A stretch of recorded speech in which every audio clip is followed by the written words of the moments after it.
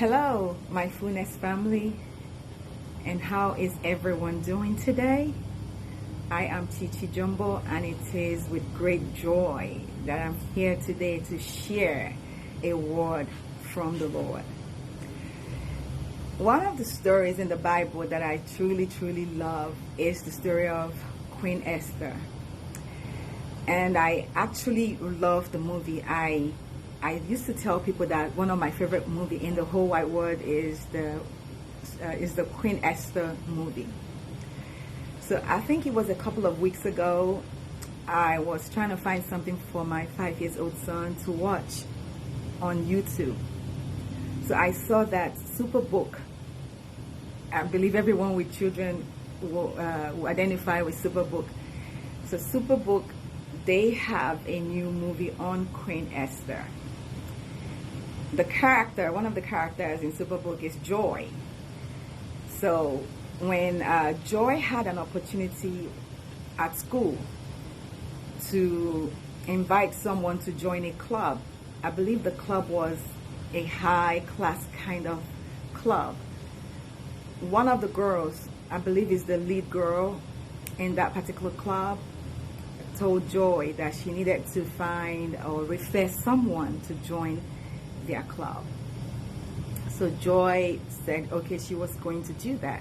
So when she left that meeting, she came in contact with a new student, and this student is not just an ordinary student, is a great student. I will use the word great because she's great. So but she was on a wheelchair, so she's not like a regular girl, without a wheelchair in the eyes of the leader. Because when Joy eventually went back to the lead girl and told her, oh, I have found another student who can actually join our group, then when she asked Joy who would that be, so Joy mentioned the new girl's name.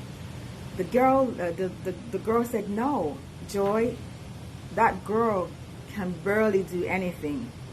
She's on a wheelchair. You cannot do this. You cannot bring her. And Joy said, no, even though she is on a wheelchair, that does not limit her from participating. There must be something that she can contribute to the group. So Superbook took Joy and her friend to a journey, and that journey was the story of Queen Esther.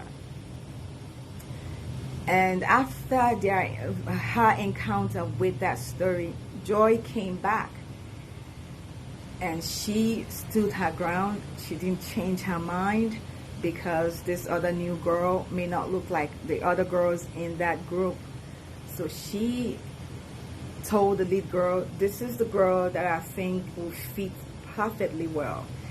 And as God will have it, when they wanted to cast a vote, the other girls voted with Joy to have this new girl join them. As I was watching it with my son, because I'm used to the story of Queen Esther, I'm used to the movies, but this is in a very different scenario, teaching kids. At the same time, I was learning. It came to me, in a practical sense, whereby most times in life, we are somewhere to help speak on behalf of someone who may not have the voice to speak at that point in time. What are we doing about that? Are we speaking, or are we keeping quiet, or are we allowing the crowd to pull us back, or to go with the popular vote, or do what is right? In Joy's situation in this story, she knew doing what is right is appropriate, and that was what she did. Because in the story of Queen Esther, when her uncle told her that even though you are where you are at this point,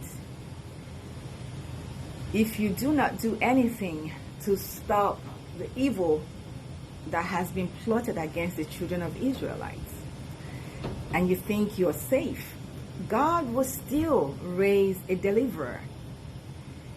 And who knows, perhaps you're where you are in that position for such a time as this. And this is from Esther chapter 4, from 13 through 14. And when Queen Esther heard that, I think it rang a bell in her spirit, because she did what was right by calling for a fast, seeking the Lord's face, and going to meet with the king, and even saying before going, if I perish, I perish. So, my brothers and sisters, I will encourage each one of us to always stand for what is right, no matter where you find yourself, because the truth must set us free, will make us free. If we keep quiet, perhaps God placed us in that place for such a time as this. And if we keep quiet, God will still raise a deliverer. But why not me? Why not me? So I want to encourage you all to always seek what is right, do what is right, and seek God's favor in doing so. Thank you.